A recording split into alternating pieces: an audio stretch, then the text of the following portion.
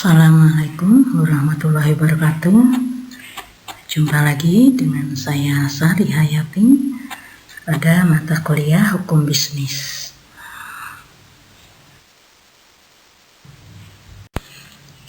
Baiklah, materi hari ini yaitu mengenai kontrak bisnis.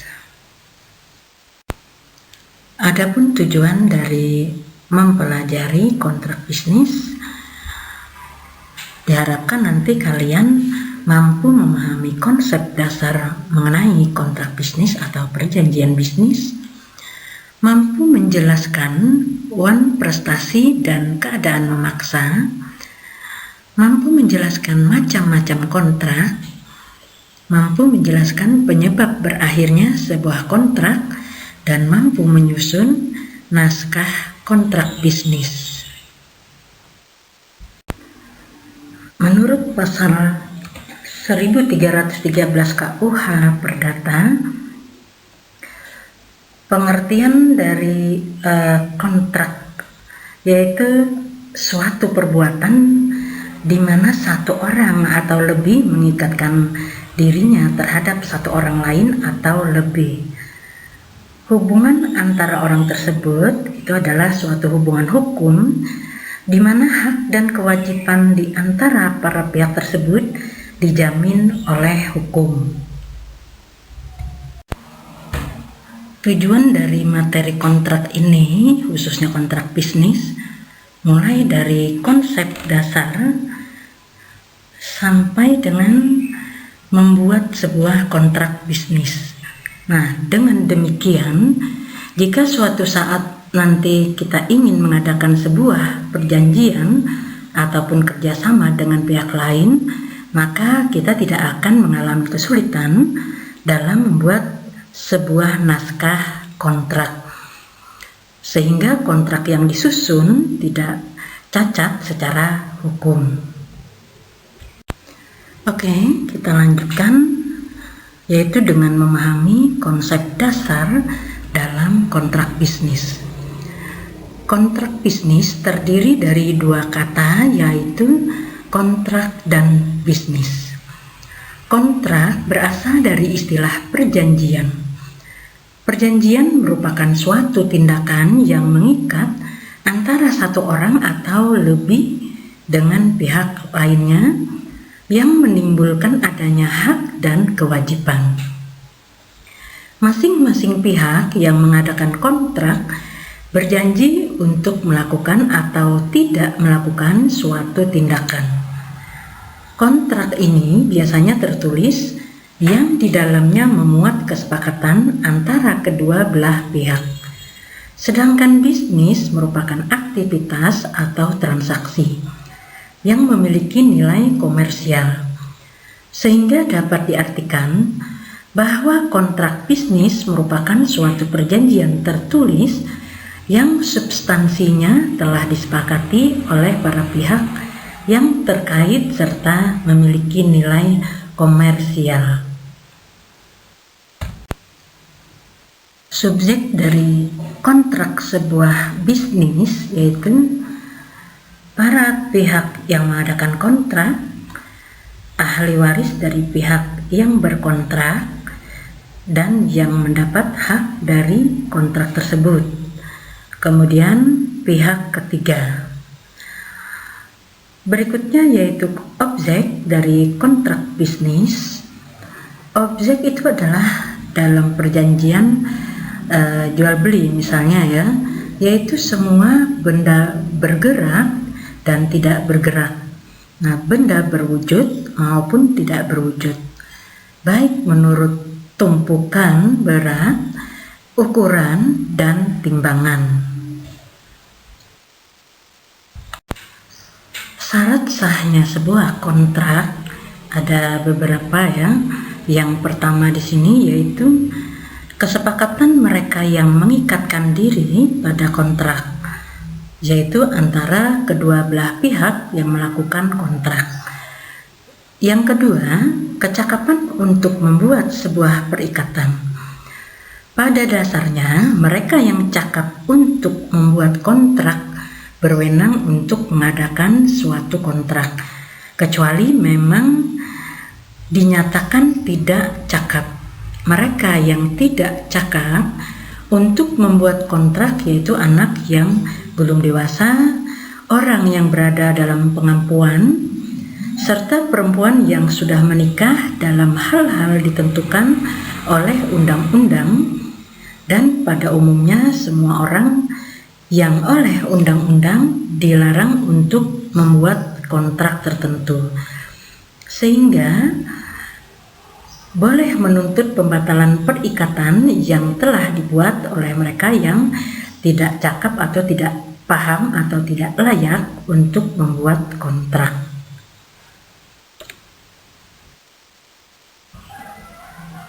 Yang ketiga yaitu suatu pokok persoalan tertentu. Maksudnya ini adalah suatu hal atau objek tertentu. Menurut pasal 1332 KUH Perdata, hanya barang yang dapat diperdagangkan saja yang dapat menjadi pokok persetujuan yang sekurang-kurangnya ditentukan jenisnya. Untuk jumlah barang yang dapat ditentukan atau dihitung kemudian. Yang keempat, suatu sebab yang tidak terlarang atau sering kita sebut dengan halal. Tidak terlarang di sini berarti bahwa sebab ini tidak dilarang oleh undang-undang dan tidak bertentangan dengan kesusilaan atau dengan ketertiban umum. Jika sebuah persetujuan tanpa sebab atau dibuat berdasarkan sebab yang palsu atau yang terlarang, maka persetujuan itu tidak mempunyai kekuatan hukum.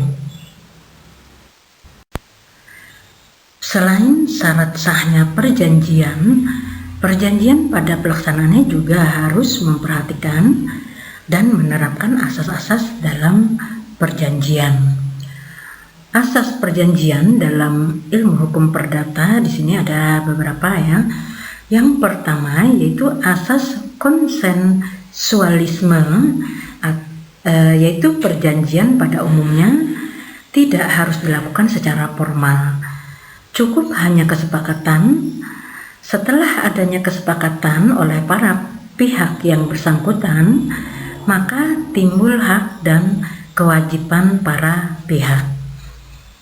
Asas yang kedua yaitu asas kebebasan berkontrak atau freedom of contract, di mana di sini setiap orang bebas membuat atau mengadakan perjanjian, bebas menyepakati apa saja sepanjang tidak bertentangan dengan hukum, kesusilaan, dan kepentingan umum.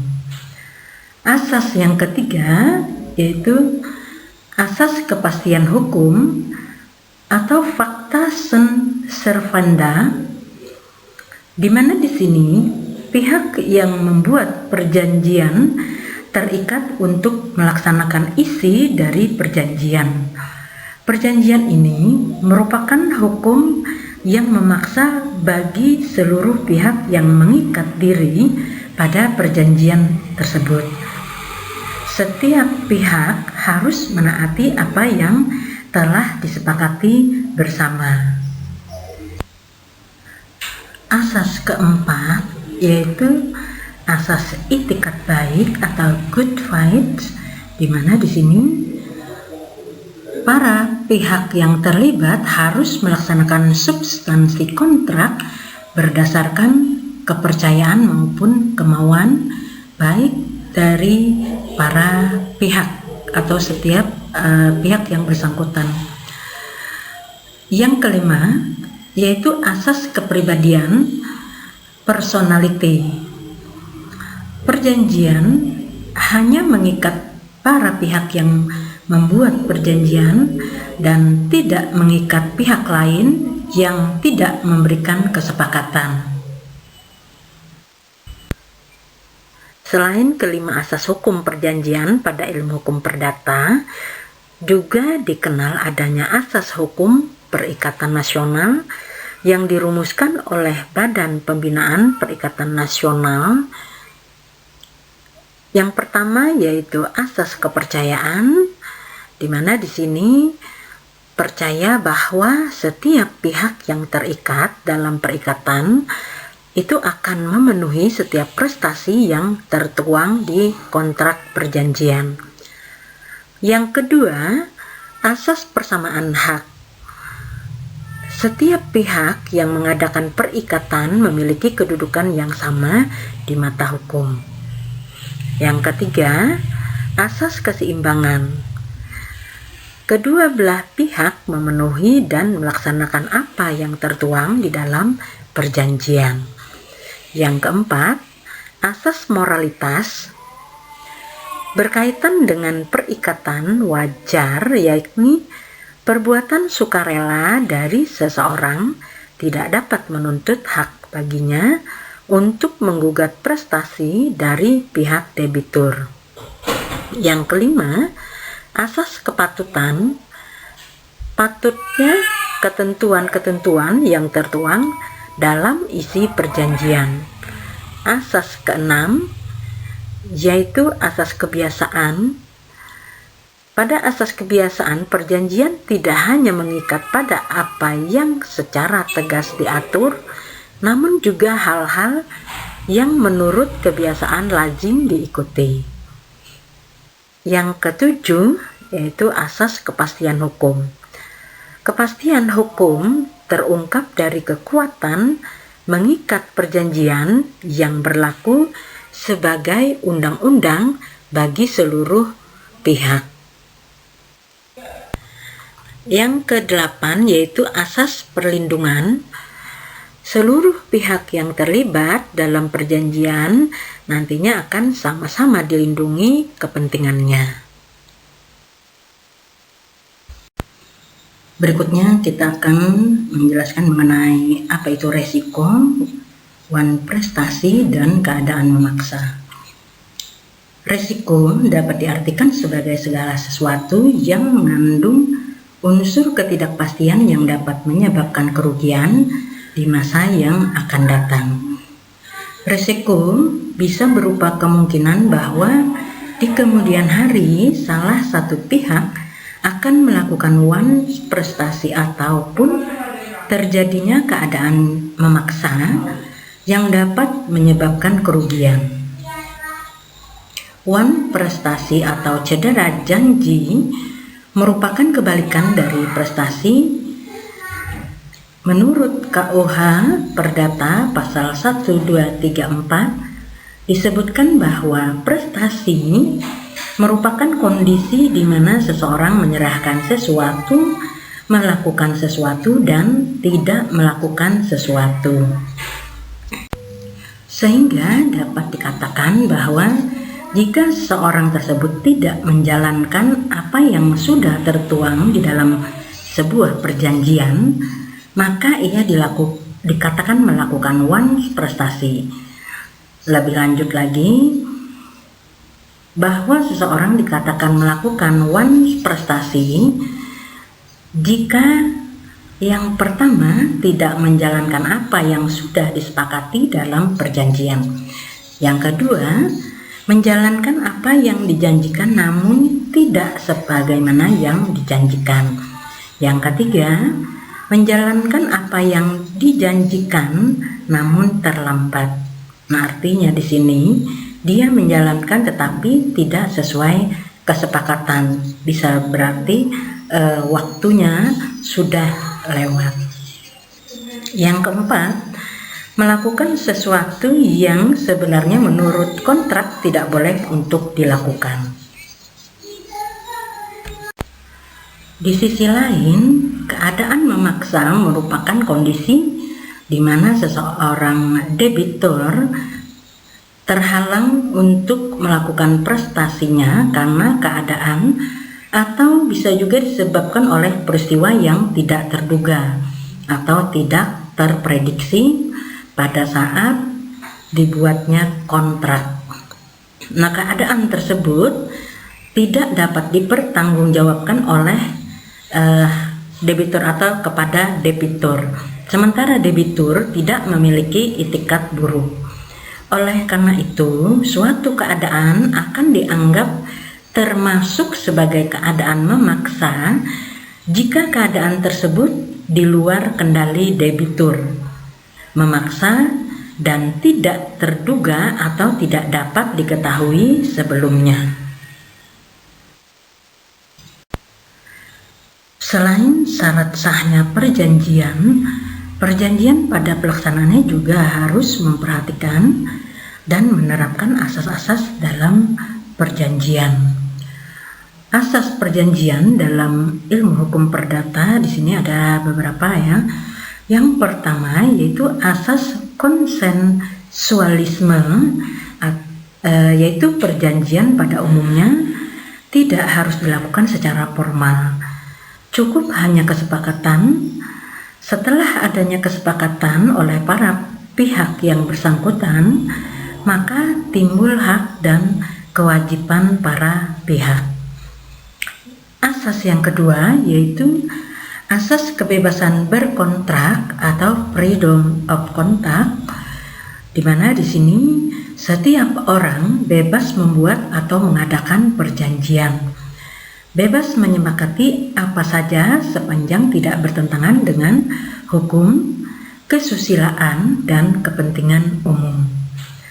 Asas yang ketiga yaitu asas kepastian hukum atau facta sunt servanda, di mana di sini pihak yang membuat perjanjian terikat untuk melaksanakan isi dari perjanjian. Perjanjian ini merupakan hukum yang memaksa bagi seluruh pihak yang mengikat diri pada perjanjian tersebut. Setiap pihak harus menaati apa yang telah disepakati bersama. Asas keempat yaitu asas itikat baik atau good faith, di mana di sini para pihak yang terlibat harus melaksanakan substansi kontrak berdasarkan kepercayaan maupun kemauan baik dari para pihak atau setiap pihak yang bersangkutan. Yang kelima yaitu asas kepribadian, personality. Perjanjian hanya mengikat para pihak yang membuat perjanjian dan tidak mengikat pihak lain yang tidak memberikan kesepakatan.